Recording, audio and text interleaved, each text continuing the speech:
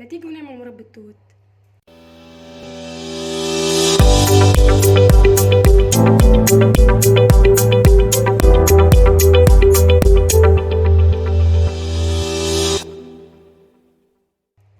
اهلا بكم في قناه بنت شيف.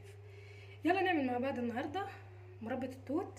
طبعا التوت الاسمر ليه فوائد كبيره جدا، وكل ما التوت تغمق كل ما كانت فوائده اكبر.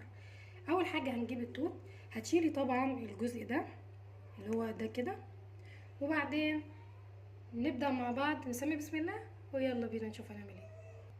المكونات بسيطه جدا، التوت، وهنضيف كوبايه سكر. طبعا السكر حسب الذوق، لو انت عايزاها اقل من كده هتضيفي اقل من الكوبايه، بس هي كوبايه على الكميه دي تبقى مظبوطه. وبعدين ناخدها على البوتاجاز كده، هنحطها على البوتاجاز وبعدين هتسيبيها شويه. التوت هيصفي الميه بتاعته وما بنضيفش ميه ولا اي حاجه خالص، وهتضربيها بالهاند بلندر او هتضربيها اللي هي هرسه البطاطس. لكن انا مش هضربها، انا هسيبها كده، هديها بس تقليبه بسيطه كده علشان السكر يبقى مع التوت لحد تحت خالص. وكده طبعا انت حطاها على نار تكون هاديه وتسيبيها شويه، وبعدين تيجي تبقي واقفه جنبها، يعني بتعملي اي حاجه في المطبخ بتاعك وتقلبي فيها كل فتره والتانيه.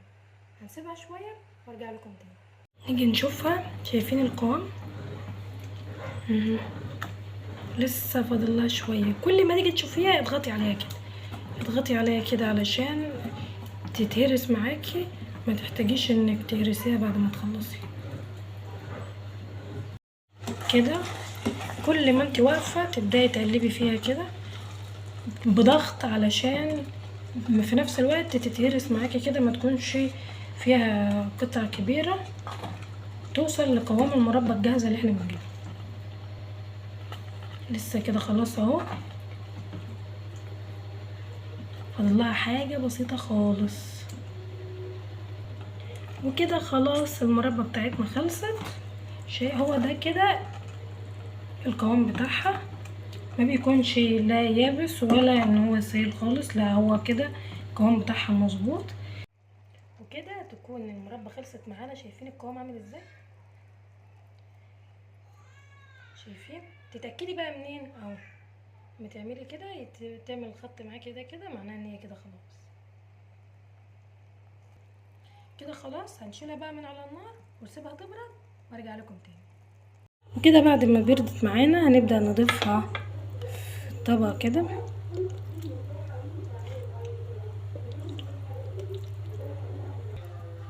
هي كده بقت جاهزة معايا، خلص للاستخدام على طول. طبعا التوت فوائده كبيرة جدا، واهم حاجة في المربى بتاعتنا النهاردة ان مفيهاش اي مواد حافظة خالص، لا بالعكس فوائدها اكبر ومفيش قلق منها خالص. بس هتحطيها مثلا في علبة عندك، علبة تكون زي كده مثلا تحطها في التلاجة تحتفظي بيها ومش هتبوظ منك خالص لفترة طويلة. انا عندي علبة هبدأ احط فيها المربى. بجد يا جماعة لازم تجربوها، حلوة قوي وصحية جدا، وكمان ايه من غير اي مواد حافظة، والطعم بجد يستاهل التجربة. يلا بقى نجرب ندوق المربى بتاعتنا. شايفة فردتها عاملة ازاي؟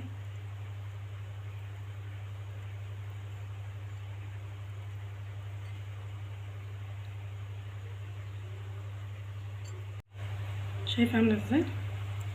وده من العيش اللي احنا عاملينه مع بعض، والسندوتش بقى حلو ازاي. يلا ندوق كده مع بعض. اتفضلوا يا جماعة معانا.